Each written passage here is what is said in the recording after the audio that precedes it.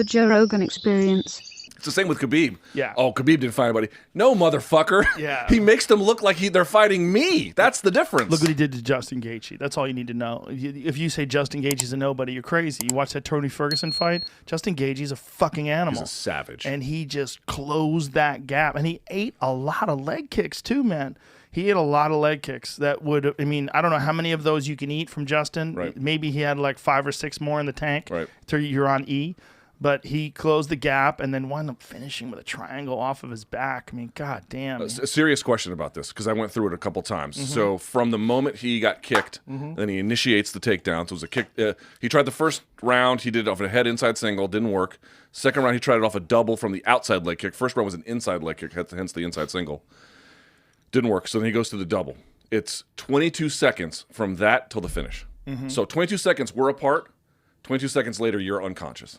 I mean, this is my question to you. Is that the best back take you've ever seen in MMA? Because what he does is when Gaethje is sprawling in this contest, he's not just sprawling. He is sprawling and turning so he doesn't get pushed into the fence. He was very diligent about that in the Alvarez and the Gaethje fights. You can go back and you can watch it. So in this fight, when you see the level change that Khabib hits, you see automatically Gaethje turn because he doesn't want to get turned that direction. But what Khabib does is he actually scoots under him, pulls him up, and then with his head posts him over, gets the hands to plant. Well, once the hands are planted, the double is over. He doesn't care about it anymore. Now he just wants the tight waist. And from the tight waist, he's holding, his elbows aren't flared. They're tight here, right? Like he's T-Rexing inside. At that point, you have created, if you're Justin Gaethje, putting your hands, you've created a stable structure for this guy to now mount. Plus, if you want to escape to the fence to like stand, he can control the ascent. So he goes, double, turns, pushes hands to the mat, forces Gaethje down, and then with his gable grip, then keeps it there and then replaces it with the hooks, and then turns it to a fake, not a real Joe Rogan, a fake head and arm triangle attempt, just so Gaethje gets his elbows away from his body. Then he chair sits to occupy the space, then throws the leg over, and then sits back and takes mercy upon him, as we learn later from Daniel Cormier. Rather than armbar him in front of his mom's, I'm just going to triangle you because that's the merciful. This guy is out here taking fucking pity on his opponents. And he's doing back takes like that. He is, John Jones to me is the most accomplished fighter we've ever seen. Like the things accumulate over time. No one is as flawless as Khabib Nurmagomedov. Not even close. I think that is the argument, right? Like, who is the GOAT? I think if you look at John Jones's early career, right? John Jones wins the title in 2011, and from then on has fought more fights as championship fights than he has other fights. So he's the most accomplished for sure. Wins the title, the earliest, youngest guy to ever win the title in the UFC. Beats Mauricio Shogun Rua, who's a legend. And then the way he dominates all these other fighters, up until you get to Alexander Gustafsson, you could make the argument that he had a similar career.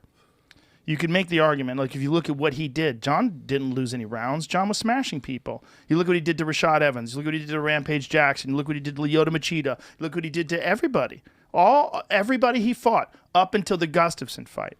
But the Gustafsson fight, then you have to say, well, how much slack do you give him for admittedly not training? Because it was a really close fight. He pulls it out in the championship round, even though he's out of shape, even though you talk to Greg Jackson, he didn't train for that fight. Didn't fucking train. Like, barely worked out, but definitely didn't go through a training camp. Still managed to beat one of the best guys in the division after getting taken down for the first time in his career. Then goes on a tear, right? You look at the way he beat Daniel Cormier in the first fight. Took him down. Like, who the fuck takes Daniel Cormier down, right? And then you look at him in the second fight. Even though it was ruled a no contest, we know what the fuck happened. He head kicked him and stopped him. You know, it was spectacular. You look at what John has done, then you have to take into account the things that didn't go that well. And we haven't seen those from Khabib yet. You have to take into account the fight like Thiago Santos, right? That fucker goes to a split decision. You're like, whoa, Dominic Reyes. Dominic Reyes thought he won the fight. Right. You know, real close fight. So those fights haven't happened with Khabib yet. And we don't know if they ever could.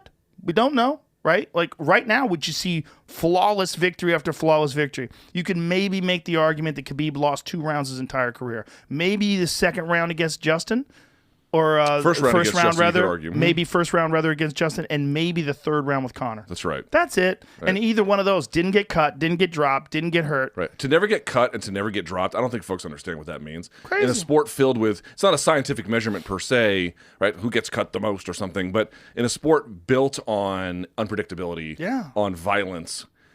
St. Pierre went to wrestling to get away from all of that in large part, and then to never experience that, it's like, it is shocking beyond description. Shocking. I don't know how to explain that to folks. It's but to your point, the thing about Khabib where he falls short is that it's just an inevitability. Like, your run through 29 fights is the best run I've seen through 29 fights ever. But and John's not my best friend or anything, but I just don't. That is the best total resume I've ever seen. John is the best resume. It's not. I mean, I know he was getting all salty on Twitter, being like, these fucking Khabib fans. It's like, dude, he shouldn't do that. Oh, well, he shouldn't do it. But here's my point to John. It's like, dude, put the keyboard down for just a second. Here's what's going to happen. You're going to go to heavyweight, and you're going to probably win. I mean, I don't know if that's a guarantee, but let's assume that you do. All of the conversation, everything that happens right now is just recency bias. And Khabib retired, and his father died, and it was this incredibly sad and inspiring moment. Let the fucking guy have his moment, because when you have your moment, all of the worm is going to turn. Yeah. And then everyone's going to be like, John's the fucking greatest. He's going to get his, just not today at this moment. Recency bias, that's real. Recent bias that's a real thing. Like, we just watched Khabib, and then the fact that Khabib did supposedly retire. Come on, son. I know you want some more. Yeah, I know. I haven't eaten much, so my head is spinning a little bit. That's all right. Everyone asks me, like, when I go on, it's like, are you going to smoke weed? I'm like, there's no chance I'm smoking Joe Rogan's fucking super weed. There's no chance I'm smoking it right now. Salud. I haven't done anything in a month. I had a couple glasses of wine last night, and I was like, woo. Yeah, I'm feeling it a little bit. Gotta be careful. The John Jones situation is also it's a contrast in personalities, right? Khabib, who's this really religious, very moral, ethical person who doesn't drink, he doesn't party, he doesn't do anything, he just trains. He's always in phenomenal shape. He takes every fight incredibly serious. He's never been out of shape. He's never been fat. He's missed weight a couple of times earlier in his career, but he got that dialed in. He's just so dedicated. Whereas John is a wild man. He's just wild. I mean, you talk about not training for for the Gustafsson fight. Buddy, that ain't the only fight he didn't train for. How about what he said to Cormier? I did coke and I still beat you. And I'm like, I don't think he's lying. I mean, the stories I've heard, I don't want to repeat them because I cannot verify them. No. But I've heard stories like, if y'all think that was the one fight, he just like, I'm going to pump the brakes this time. No, bitch.